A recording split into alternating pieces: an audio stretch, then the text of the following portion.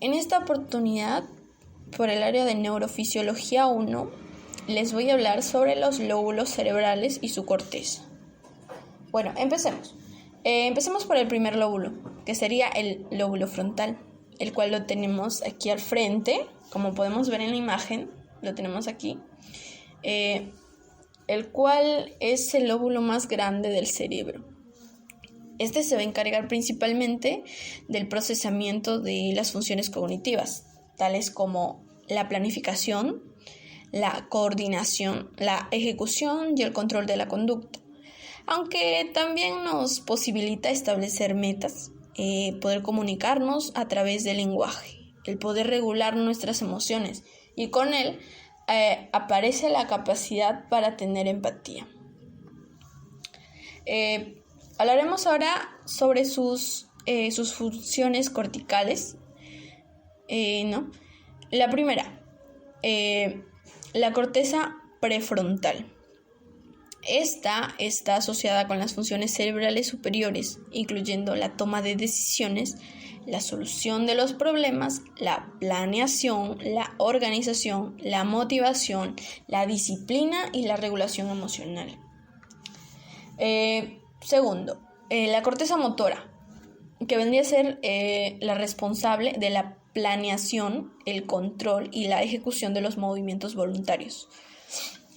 Bueno, esta se va a dividir en tres. Tenemos a la corteza motora primaria, que aquí vemos vendría a ser la parte azulita o azul, responsable de generar los impulsos nerviosos que viajan a través del tracto córtico-espinal y controlan la ejecución del movimiento.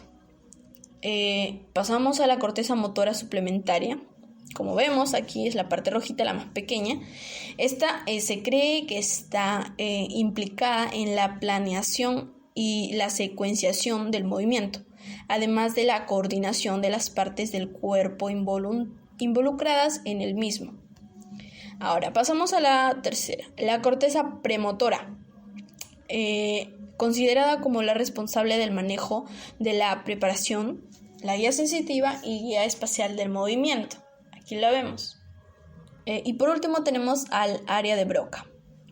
Este vendría a ser el principal responsable de la expresión motora del habla, que incluye la fluidez verbal, procesamientos fonológicos y gramatical, y la atención durante el habla. Aquí lo vemos ubicado al área de Broca. Bueno, ahora pasaremos al segundo lóbulo, que vendría a ser el lóbulo parietal. Su nombre es debido a que está situado bajo el hueso parietal, en las partes medias y laterales de la cabeza, como aquí podemos ver. Sus funciones están relacionadas con la percepción de los estímulos táctiles, la presión, la temperatura o el dolor, aunque también se encarga del conocimiento de los números y el control de los movimientos. Ahora pasamos a las funciones corticales de este lóbulo. Tenemos al área somatosensitiva primaria. Esta se encuentra en el giro postcentral y también se denomina área de Brodmann 3, 1 y 2. Este giro recibe la información sensitiva de todos los receptores sensitivos que proporcionan información relacionada con la temperatura, el dolor, la vibración, la propiocepción y el tacto fino. También tiene el área somatosensitiva de asociación. Bueno, esta se encuentra en el lóbulo parietal superior y juega un papel muy importante en los movimientos planeados, el razonamiento espacial y la atención. El surco intraparietal puede subdividirse en el área lateral, que vendría a ser responsable por el movimiento ocular en respuesta a un estímulo en el espacio. El área medial, que nos ayuda a determinar qué tan lejos y hasta dónde es necesario alcanzar en relación a nuestra nariz. El área ventral, que vendría a ser un área que recibe numerosas modalidades sensitivas, información auditiva, visual, vestibular, vestibular, información auditiva, visual, vestibular y somatosensitiva.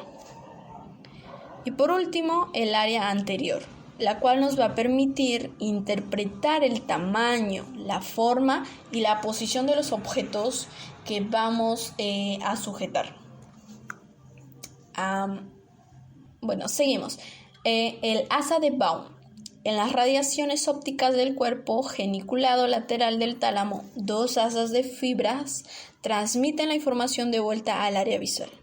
El asa de Meyer lleva la información de la porción superior del campo visual, mientras que el asa de Baum lleva la información de la porción inferior al campo visual. El asa de Meyer viaja a través del lóbulo temporal.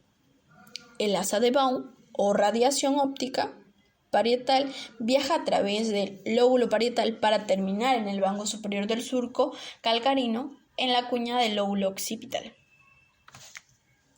Bueno, ahora hablaremos del tercer lóbulo, que vendría a ser el lóbulo temporal. Vendría a ser el segundo lóbulo más extenso del cerebro. Corresponde a casi el 20% del volumen neocortical.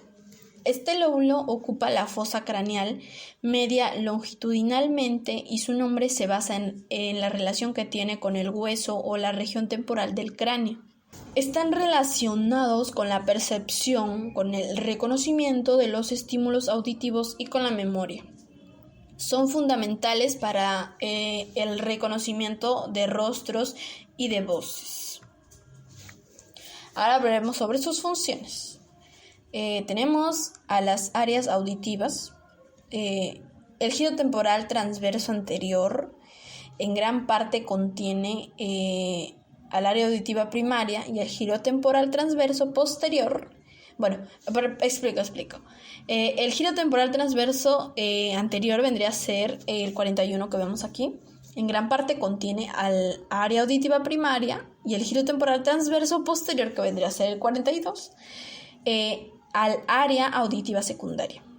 Estas áreas son partes especializadas de la corteza, responsables por la recepción de información auditiva desde el núcleo del cuerpo geniculado medial.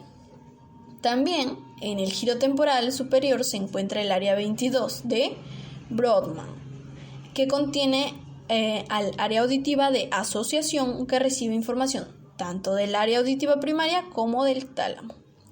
Esta área es responsable de la interpretación de sonidos y de la asociación entre las entradas auditivas con otras informaciones sensitivas. Hablaremos del cuarto lóbulo, que vendría a ser el lóbulo occipital. Es el más pequeño de los lóbulos, el cual se encuentra en la zona posterior al cráneo, concretamente situado por detrás de los lóbulos parietal y temporal. Es la primera zona a la que llega la información visual. Por tanto, tiene un papel muy importante en el reconocimiento de objetos. El lóbulo occipital manda información visual hacia otros lóbulos cerebrales a través de dos canales de comunicación. El primero va hacia la zona frontal del cerebro y procesa la información sobre la que se ve, es decir, por ejemplo, el contenido de la visión, ¿no?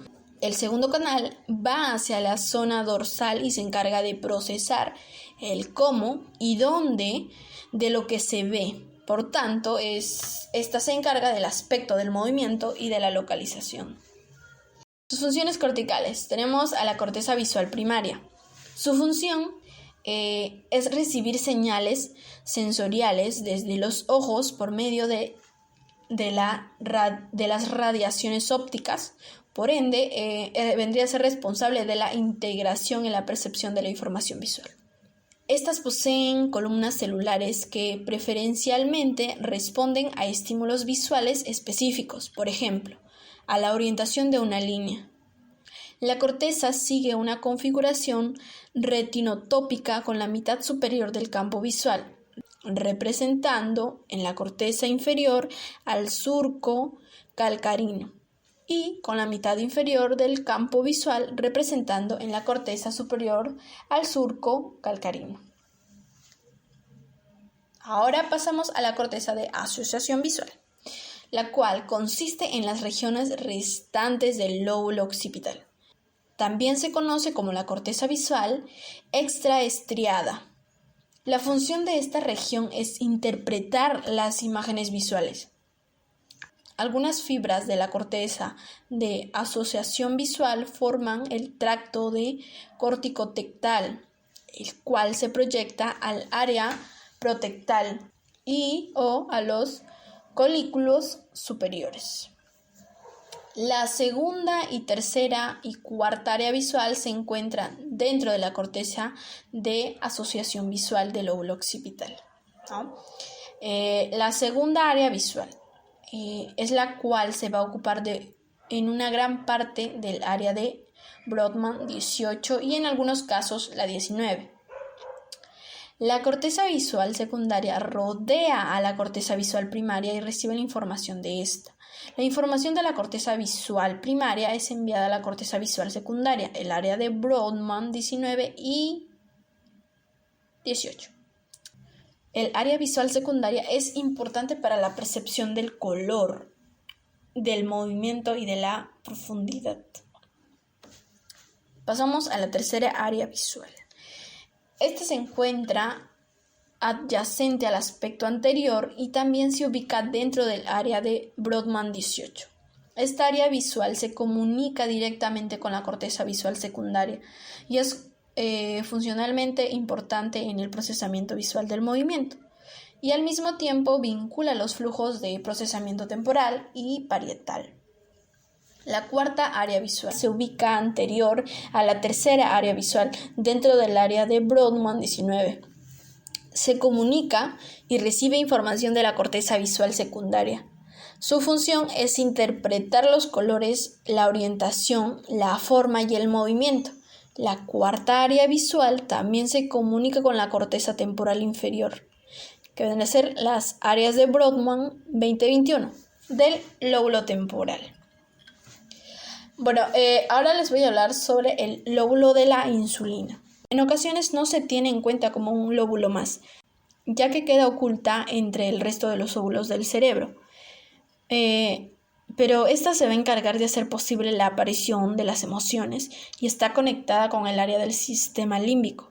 Además, se encarga de conectar estas entre los procesos cognitivos que realizan el resto de los lóbulos del cerebro. Diversos estudios de neuroimagen han relacionado al lóbulo de la insulina con los deseos, los antojos y las adicciones. Asimismo, se ha evidenciado que este lóbulo juega un papel de suma importancia en cuanto a los trastornos psiquiátricos, tales como la esquizofrenia, los trastornos de pánico, el estrés postraumático y el trastorno obsesivo compulsivo.